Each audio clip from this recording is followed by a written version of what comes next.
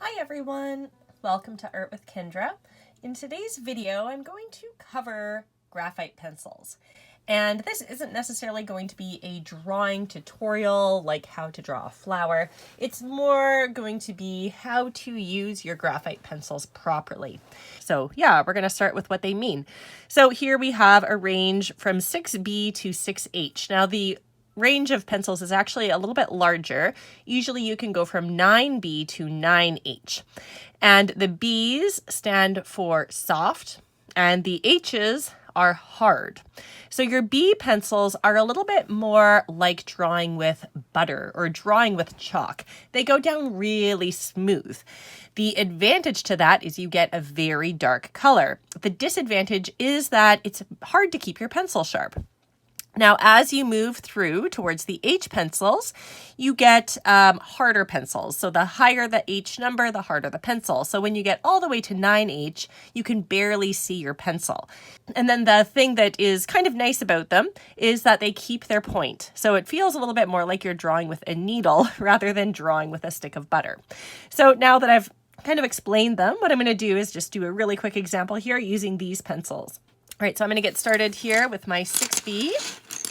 So I'm going to try to press as hard, with all of them consistently hard. I'm going to try to press equally hard with all of the pencils. So here we have a 6B.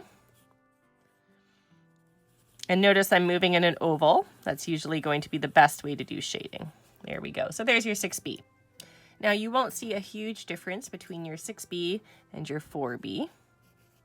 Because these are pretty close, right? 6 and 4 are pretty close together. Again, I'm trying to press equal. I'm trying to do like the same kind of shading. Now we're going to jump to our 2B. 2B, again, isn't going to be a huge difference from 4B, but we might start to notice a difference from 6B. So every step that we take, you're going to notice a few things. You're going to notice the pencils are getting a little lighter, and my scribbles are getting a little bit more refined in terms of that texture is coming through just a bit more, right? I will actually just do maybe a little squiggle here so you can see how those pencils, and I started off with a pretty sharp pencil with each of these. I'll actually give this one a sharpen here. So that's pretty much as sharp as those pencils get. Now I'm going to move into your HB, which is your typical pencil. Maybe a little sharpen here. Again, just trying to, ooh, that got real sharp. Just trying to give it a nice sharpen here. HB, little ovals.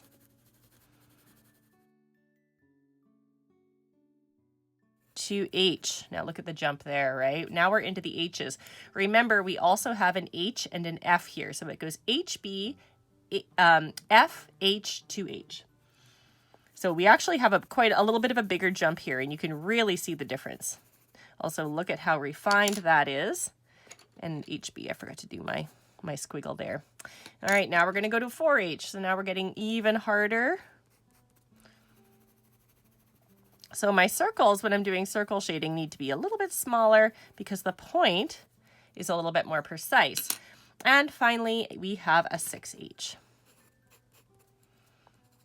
And I'm trying to press the same amount. I'm trying to give the same amount of pressure to all of these. So you can see our range here.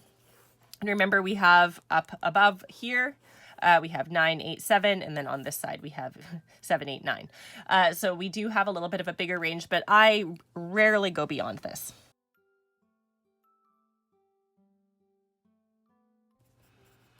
And hard equals light value. And soft equals dark value. All right. So when you're trying to shade something and you want it to be dark, it's great to go in with your 6B. But the 6B does have a disadvantage, and that is the tooth of the page. So your page has a tooth. So what the tooth of it is if you look under a magnifying glass here at a page from the side, it actually kind of looks like this. We have a little bit of a bumpiness to it. And when you have a soft pencil like this, you can see this is as much of a point as I can get on this pencil. I sharpened it really, really well, but it will never, ever be as sharp as this one. It just can't be. This one is always going to have a sharper point to it than this one. unless this is broken or something. At its most sharp, it's always going to be sharper. So when we apply our graphite with a 6B, it sits right here, because it's too blunt to fit down into those little crevices. So as we move through, so 6B is top layer. So as we move through, and I'll just jump to an HB, the HB takes that graphite and pushes it down into those crevices a little bit because it keeps its point. So we get a little bit more coverage. So what we want to do is layer. Let me see here. HB. I would usually do a 2H, right? So middle. So what we want to do is layer, and then you finally move in with your most pointed pencil. That gets you as much of a point as you can get, and then you kind of fill in those little gaps. And that gets you a nice smooth coverage. So I'm going to show that here. All right, so I'm zoomed right in. See, yeah, there we go. So as sharp as I can get this pencil, this is as sharp as it gets. So I'm going to start off, and I'm not pressing hard. I'm doing just little ovals. Now the reason I'm moving in an oval is because if you move back and forth, every time you start and stop your pencil, you push a little harder, and that naturally gives you a build of graphite. So when you're moving in an oval, you can kind of keep this pressure consistent, which gives you an even distribution of graphite. And when you just kind of overlap your existing graphite, you move out from there just a bit at a time. It allows you to get a nice clean blend. So remember, this is a 6B, and I'm pressing very light now. I'm going to do a little bit of a gradient from dark to light here. So here you can see we have a nice dark value, and as we come out, it's quite a bit more, less intense, right? We have less value there. It's lighter. But you can clearly see the chalkiness that we're getting on our page. And even in the light area, you can see that the dots that are going down are a little bit more intense. So all of these white spaces, this pencil just simply could not reach. So what we're going to do now is we're going to move into our 2B. So I'm going to do a 2B. So this is pretty sharp. I think I can get it just a little sharper here.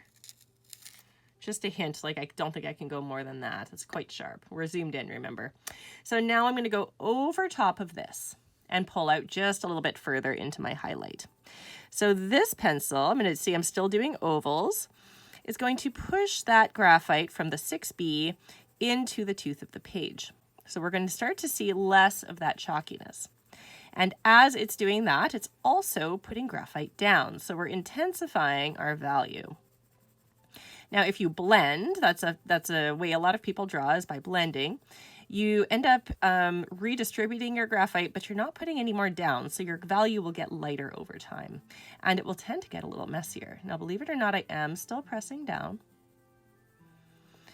I'm just going very lightly here. It's a little hard to tell. I'm going like this, right? So I'm pressing very lightly, and I'm transitioning out just a little further. There we go. Still lots of chalkiness because we still have a B pencil. We're still in the Bs. So I'm going to hop all the way to a 2H. Let's get right into the 2H here. Pretty sharp pencil. Sharper is better, of course. I'll just, let's barely sharpen it. You can actually sharpen your pencils with sandpaper when you get into this kind of nuanced shading, but today I'm just going to sharpen the way you're probably sharpening, right? So I'm not pressing hard, right? I'm just pressing normal. And what this is doing is it's acting like a very, very precise blender, but also it's distributing just a little bit of graphite. So we're not losing any of our value. We're just kind of smoothing out what we already have. And as we come out from here, we're going to do the same thing. We're going to go a little bit further. Just a little bit. So every pencil, I just take it a step further, pressing down. There we go. All right, so now we're going out this way, and I will jump all the way to a 6H. So we're kind of jumping 4 pencils at a time here. I think it's as sharp as I can get that one as well. Actually, that one I might be able to get just a bit sharper. It's pretty much as I can do, I think. So now I'm going to go in and do my final layer. Circle, circle, circle. So as you remember, this is barely putting any graphite down at all, right? But what it is doing is getting into the tooth of the page. Now, if I just went from 6B and then I jumped to 6H, the difference between those pencils is too much. So what ends up happening is you would have a very visible seam in between your pencils. But because I've gone through and I've used the pencils kind of in order, like a rainbow of gray, I've been able to slowly adjust the graphite value. And that gives me the nice smooth shade that you're able to see. And even a zoomed, like we're zoomed in quite a bit, right? If I put my pencil down here, you know, that's as much as the pencil. So we're quite zoomed in. You can still see a little bit of that tooth. But overall, it's pretty smooth. All right, so I'm going to zoom out so you can kind of see that at a more, there we go, nice and zoomed out there. So from dark to light, that's how I like to use those pencils. Now, if you are going to be smudging, and this isn't something I do a lot of, you definitely want to use your soft pencils when you're smudging. So this is circle shading.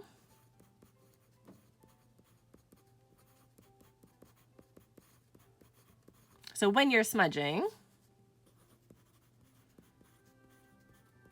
you want dark, soft pencils. So you want your B pencils. So here we're going to use a range. With smudging, there's not enough graphite put down for these to really be effective smudging pencils. With this one, you can use the smudge to get your highlights and you can just lean into your darks. So if I wanted to do, I'll just go in here, the same kind of bar gradient. I'm still going to start off with circle shading because I want my base gradient to be nice and smooth. So I'm actually going to start off with the exact same step. Now, I have a few different smudging tools here. So same step, just getting a nice kind of base.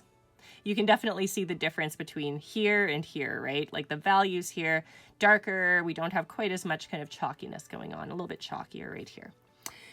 So this is a really common smudging tool. This is a traditional smudge stick. It's been used quite a bit, so it already has graphite on it. You can see here if I go to use it, it's already a little bit graphite-y.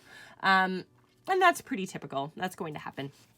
Now, for this situation, what I'm going to do is I'm going to start in here and just go in circles. Even when you're smudging, you want to go in circles. Now, if it was a clean smudge stick, I would actually start with the highlight.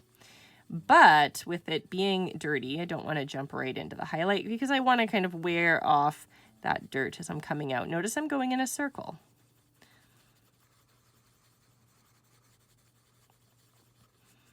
There we go. So smudging kind of from dark to light. So there's the smudge stick method. There we go. So the value in this one is a little bit more intense than this one. And this one is cleaner. This transition wasn't quite as smooth. And if I wanted to move out from there, you would likely see a seam. Whereas with this one, I could move out pretty seamlessly. Now, the last thing I want to touch on, I've already talked about, and that is how to shade. So why am I shading in a circle? So if you go back and forth, what you actually do is you put pressure here and here. So the value in this space is darker, and here it's lighter. And this is just a matter of your hand slowing down, stopping, slowing, right? And when you're here, you're moving really fast. So you don't have as much time, you don't put as much pressure there. You also see these visible lines. So it's faster, yes, but it's a little bit sloppier. When you're going in a circle, you never start and stop. And these circles are quite big. You never start and stop, so your pressure is always the same. And you're not building up an edge in the same way, right? So you can see I'm working out from the middle instead of going back and forth, back and forth, back and forth. So I'm able to kind of seamlessly transition out of this, whereas with this, if I wanted to continue to shade that back and forth, I would be continuously building up, right? It's layering and it's not building in the same way as this is. This is a more controlled build. So that's why I avoid this and I try to do circle shading. Okay, I hope that was helpful. If you have any questions, you can always reach out in the comments. I do teach a lot of classes on OutSchool, but I also teach privately. If you're interested in lessons, just reach out and I'll send you some info. I do shade with pencil quite a bit, so I'll just show you a little bit of work that I've done using this technique. Thank you so much for watching today. Like, subscribe, all that fun stuff, and happy drawing. Bye.